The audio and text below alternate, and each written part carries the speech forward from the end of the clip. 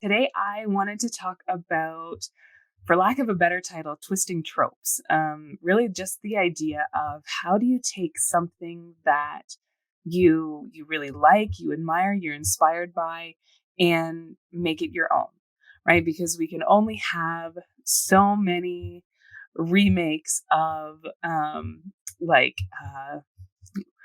witch and wizard academies, or so many remakes of you know death arenas. We can only have so many before it starts to feel like it's the same thing over and over and over again.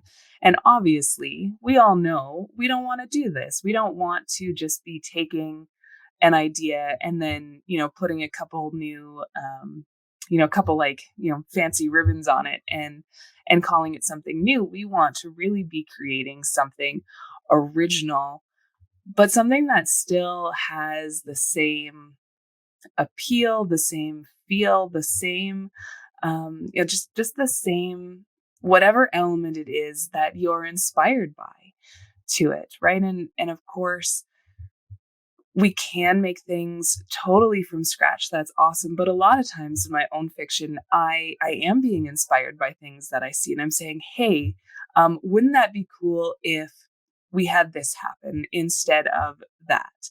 I remember years and years and years ago, I was like a huge fan fiction writer. So I would see like an episode of something and be like, I think it should have gone this way instead. And I think that that's such a good part of the creative process, to be looking at things again that you like, that you admire, and putting your own spin on things. And of course, when we're writing original fiction, we are not writing fan fiction. We're writing something totally new. We are creating new characters. We're creating new worlds. We're creating new scenarios for them to exist in, new problems, new plots, new everything. But sometimes it is okay to borrow a little bit. And here is of how I think of using inspiration without, copying, without stealing, without that. So this is for those times when you're like, I really want to write something as epic as Game of Thrones. I want to write something as epic as Lord of the Rings. And you've got that feel, but you don't really know how to turn it into a fresh story or into your own story. And this is the process that I use. I was actually starting to record some of the early kind of planning videos for the new iteration of WriteNow, and was really thinking about, how do I build characters, and how do I build worlds, and how do I build that stuff, and was really thinking about, how do um, I create the energy of a character that I want. And you probably know that I talk a lot about sort of the feel of things. I talk about the energy of things.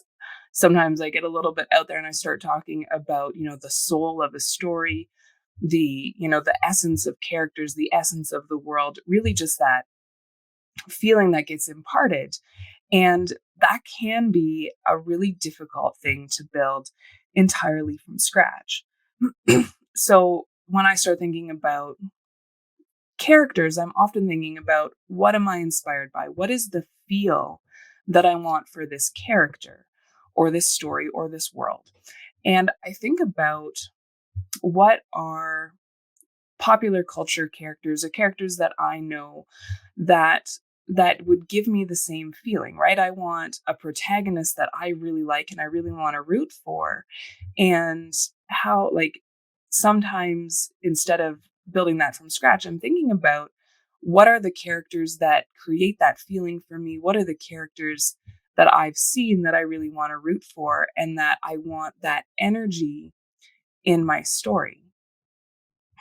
And um and it really is just about the energy, the excitement. You're really borrowing the feel of a character.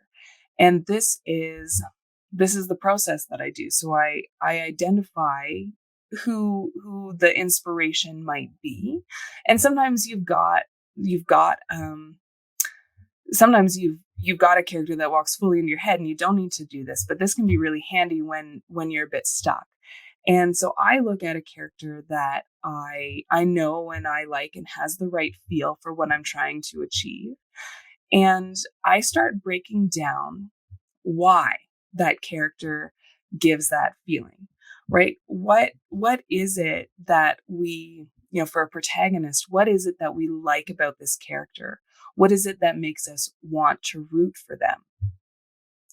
And then, of course, as I start to identify the things that are, um, on a very like base, um, very like core level, what is it? And like very, very basic, kind of like reader psychology level stuff. What is it that makes this character likable and makes us want to root for them? And then I bring it back out into my character and I shift it and I change it all around. Right. And so really what we're talking about today, if we go the layer deeper, is we're talking about how to identify what makes things, I'm going to say likable, but what I really mean is what draws readers in. What is it that makes a character or a setting or a story itself addictive? What is it that makes a reader want to engage with that story and really be involved with it? So and it's surprisingly simple and surprisingly complex. And it comes down to a set of 5 universal needs and 5 universal fears.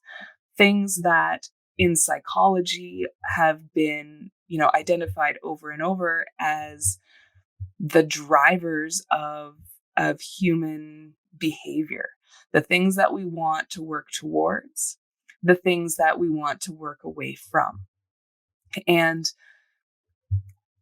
all characters, all stories, even all settings have elements of these fears and needs in them. And it's the balance of having a number of needs sort of fulfilled. And this allows a reader to get into the fantasy of it. They want to be this character. They want to experience what this character is doing, or this world where they're living, or even the story that they are, even the story that they're experiencing. They both want to be there because of the way that the positive things exist within the character, the world, the story. And they also really want the character to succeed, or the story to be resolved well, to be successful, because of the fears that are being brought up. Right, we want to avoid fears. So in a story, people are looking to for the resolution where the fears are resolved, where we're fulfilling all of the needs. Right, and let's break that down just a little bit further. So I actually pulled up some of the slides from WriteNow. And so I said there's 5 universal needs. The universal needs are basic survival. So things like food, water, shelter, but this also includes money, because in our society now, money kind of equals money equals being able to buy food, water, shelter.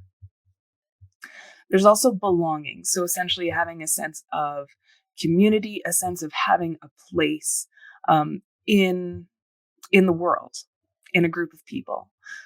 We all want mastery and esteem. We want to feel good at something, and we want to feel that we are respected both by others and have self-respect. We want independence. We want the ability to make our own decisions, our own choices, and to have those decisions and choices work out well. We want to be validated as a person. And the last need is contribution. So we want to feel that the things we're doing are effective, that they are helping other people, that they are helping the world around us, that we again have a place and have a purpose. All right, so these are the universal needs. And whenever we show particularly a character, or it can be a world, it can be something about the story. Whenever we show that whatever story element it is has some of these universal needs covered, that makes the reader kind of want to be this character. They start to like this character because they have things that we all want. So this is why like billionaire stories can do really, really well, because we're fulfilling that basic survival. This is why a lot of we think about like the Hunger Games or a lot of dystopian stories, we've got a character who usually is very good at something. So they've got mastery, and they have a sense of belonging. There's a community that they belong to, and they often have very independent thoughts.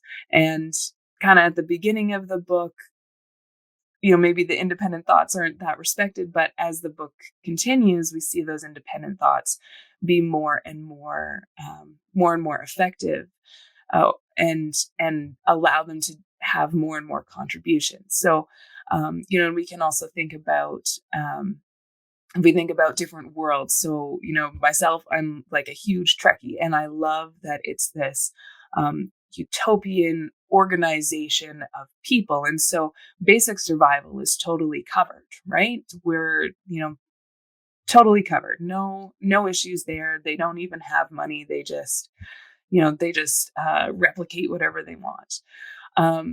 Belonging, right? So belonging in, the Starfleet military organization, and then mastery and esteem, because of course the main characters that are there, they're all really good at their job, whatever it is. So, and of course, I mean, contribution comes in. Independence is, it can occasionally be a theme where we've got a character coming in and saying, well, I think maybe we should do this. And because they have the belonging in the organization, there's this little bit of a budding happening where the organization says no, but the individual wants to exert some independence. So, but we often see the independence have some success in some way. So that's universal needs, and opposite that, you'll see it's pretty kind of a mirror image almost. So the universal fears are extinction, essentially death or ceasing to exist. So um, a lot of thrillers are totally based around the threat of death. We've got, again, like dystopian novels like The Hunger Games, there is this threat of potential death looming over everyone. The next fear is mutilation. And mutilation is the word from psychology, and really what it means is a feeling of being less than whole or less than perfect.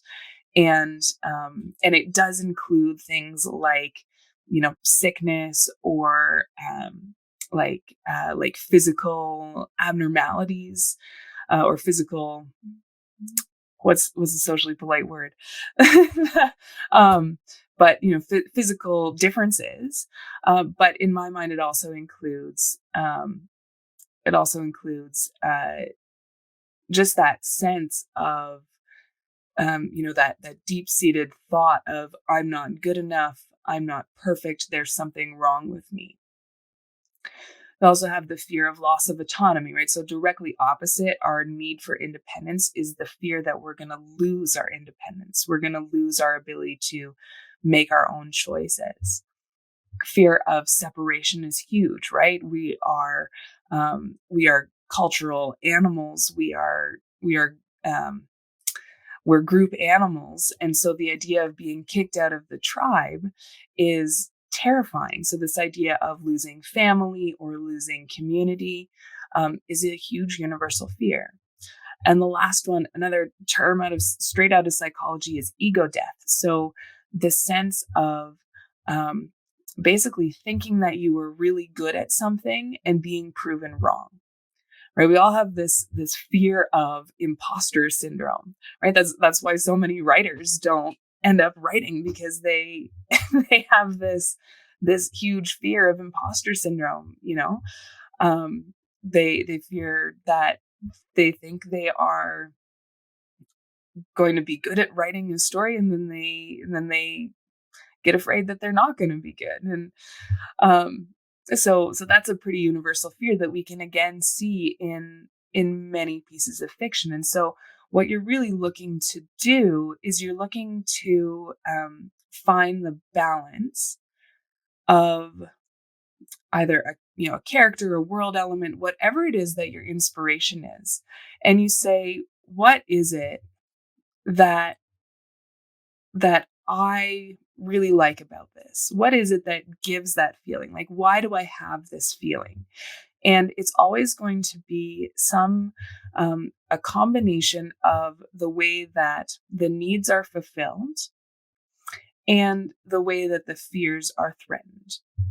So if um, we think about like a Katniss Everdeen, just because she's always, right at the top of my head. And she has her needs fulfilled, but not totally, right? So she's got basic survival because she is able to, she does have shelter. She is able to get food, but it's constantly in threat. So the need is there, but there's more of a fear hanging over it. Um, she's got belonging. She does have this community. She does have her family. But again, she there's sort of two aspects to that. She doesn't know that she belongs, so she's got some fear there. She's got some concern, actually more of an ego death concern or mutilation concern, that I'm not normal. Because I'm not happy, people don't like me. So she's got this fear, and this is a very relatable fear, especially for the age group that the book is intended for. But she does have this community. And the one thing that she's really got going for her that I think really makes her an attractive character is mastery, right? So she's got this mastery when she goes out hunting. She's got esteem. She's respected in the community because everyone knows that she is good at hunting. And then, independence is there. And then she's got contribution. She is there looking after her family. She even contributes to her community as much as she can. So she's got two needs that are very well covered. But there's a lot of fears that come up around the other ones, right? And as the story progresses, we add more fears. We add the fear of death in the actual Hunger Games, and we continue to really sort of um, dig into fears of loss of autonomy that starts just knowing that there's this sort of fascist government or the dystopian government that is controlling everything. And as we watch her her ability to make her own choices be stripped away, it becomes very compelling because she's got two things that we really, really admire, but there's a lot of other things that are very up in the air. So we want her to succeed because we admire these things, but we're also, we feel the emotional pull of the fears that exist for her. And you can do that sort of thing with any character. They're always going to have a different set of needs, a different set of fears. You will probably discover as you write more and more books that you also have a particular pattern of needs and fears that you like to create, both in your characters and in your worlds. And that really becomes like themes that you like exploring. And so as you start to do this more and more, and you pick up on this pattern, you can also just start saying, well, when I create my own character, I'm going to make sure that they have mastery and esteem in something, and that they're good contributors, but that they have a lot of fears about, about all the other things, about basic survival, about independence, about belonging. And that is really, in a nutshell, how you can both create story elements that are really compelling, but also how you can use that idea to take something that you're inspired by, something that you see, something that, when it lights you up, when you see a good movie and you're like, oh my gosh, that's so cool. Like, I want to get, I want to get that energy into my story. I want to write something like that. You can start breaking down what it is that really excited you about it. And then start, basically you break it down into very, very basic, like core components and understand what about it really spoke to you, and then bring it back out into your own story. And you will have used an inspiration that is 100% unidentifiable because it is not the same element that you started with. It was just, you just use that element as a jumping off point. So that is all I wanted to say today. I am also super excited because I think WriteNow is going to be releasing, and this is the new like mentorship version. It's 4 months only, a little bit more accessible price point. And I think it's going to be releasing not next week, but the week after. So yeah, so just giving you the heads up, and it'll be like special, like founder pricing, because I'm not finished recording it yet, for the first little bit. So very exciting with that coming up too.